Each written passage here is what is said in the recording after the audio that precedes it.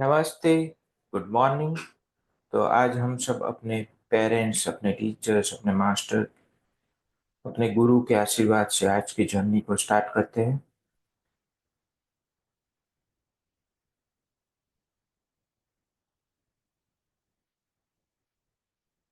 पिछली बार हमने समझा कि अगर राइट दवाई के बाद अगर उसको मिनिमम डोज में दिया, माइनस डोज में दिया, फिर भी अच्छा नहीं हो रहा है, तो फिर वो वहां पर बात होती है कि कोई और फैक्टर उसमें असर करता है जो पेशेंट के पार्ट में होता है। जैसे कि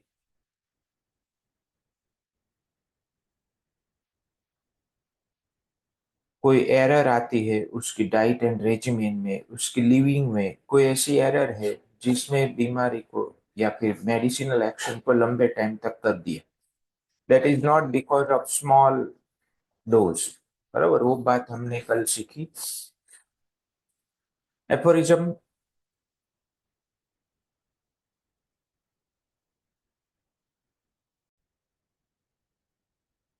aphorism number 256, fifth and six edition दोनों की, ये कुछ पार्ट ऐड किया है, वो मैंने इसी में कवर किया है।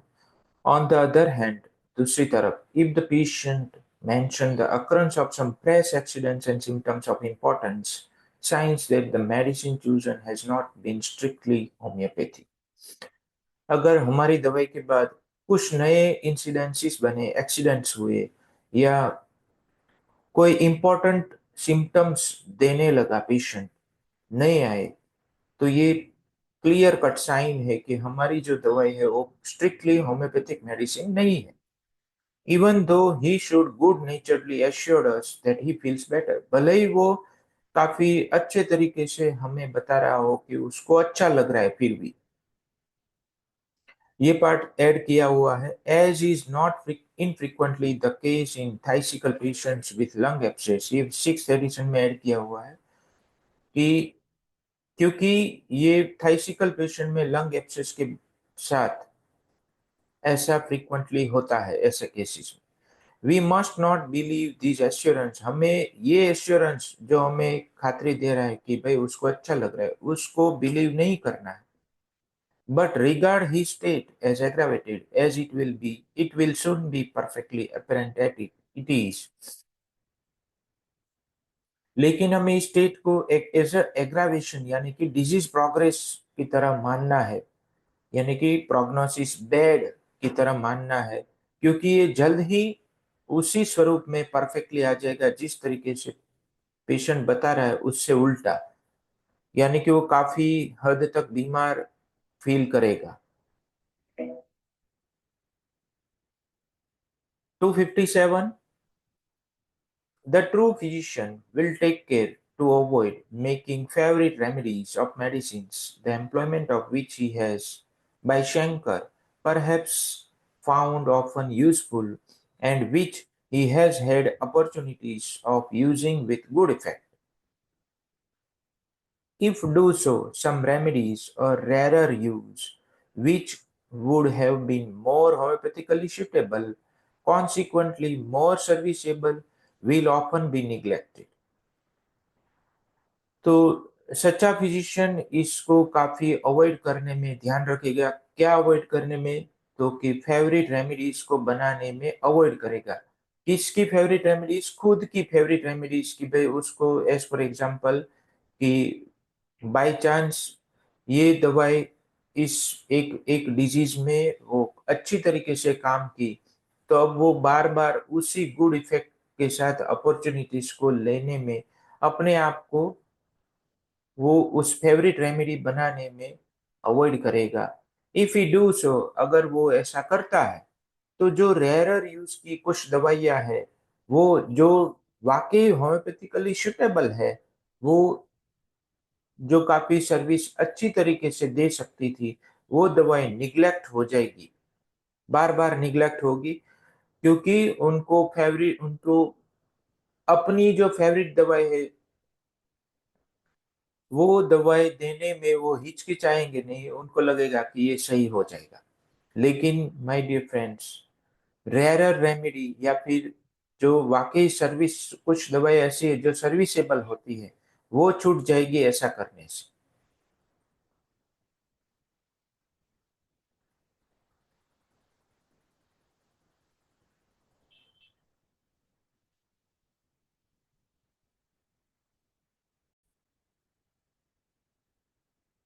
Aphorism number 258. The true practitioner, moreover, will not in his practice, with mistrustful weakness, neglect the employment of those remedies that he may now and then have employed with bad effects, owing to an erroneous selection from his own fault, therefore, or avoid them for other false reasons, as that they were unhomeopathic for the case of disease before him.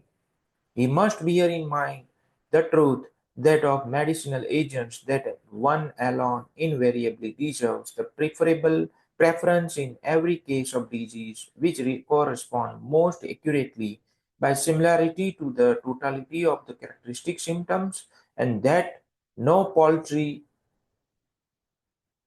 prejudices should interfere with this serious choice.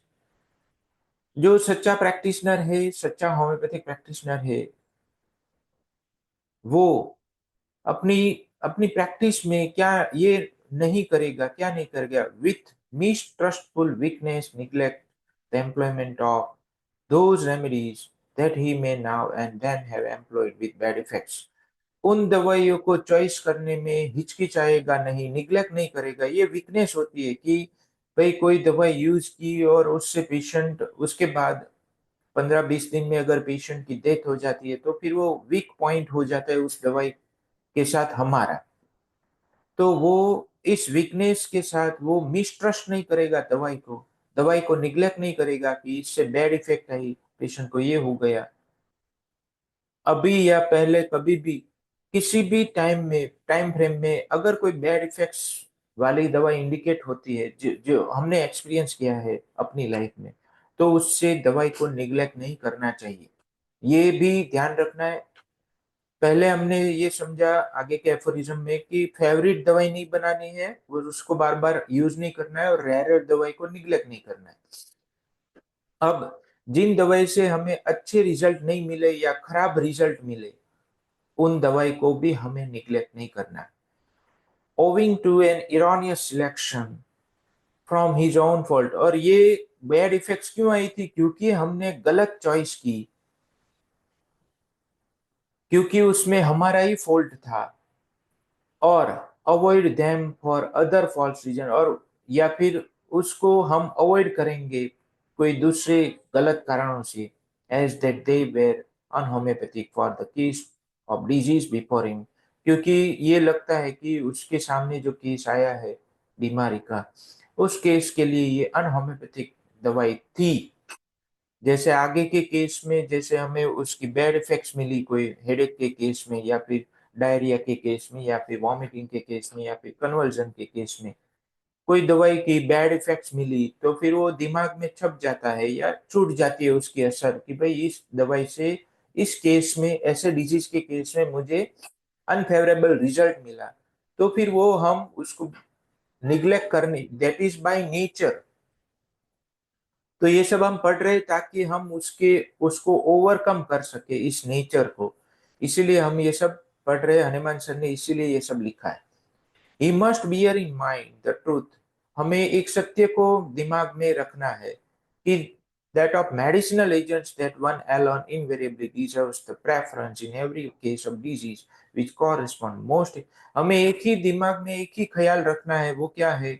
हमें उसी दवाई को चौकस या फिर 100% clarity के साथ सिर्फ वही एक दवाई को ध्यान में रखना है जिसके सिम्टम्स टोटालिटी के साथ सिमिलरिटी में हो।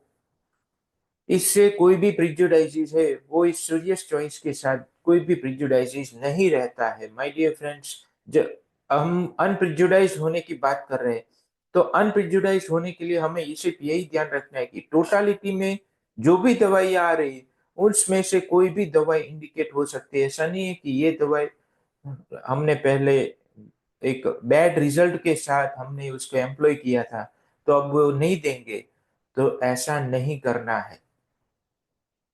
चाहे भले ही सेम बीमारी हो, लीवर की ही तकलीफ फिर से आई और फिर से टोटालिटी में से वही एक दवाई चॉइस हो रही है, तो उसको देने में भी कोई हिचकिचाहट नहीं रखनी चाहिए।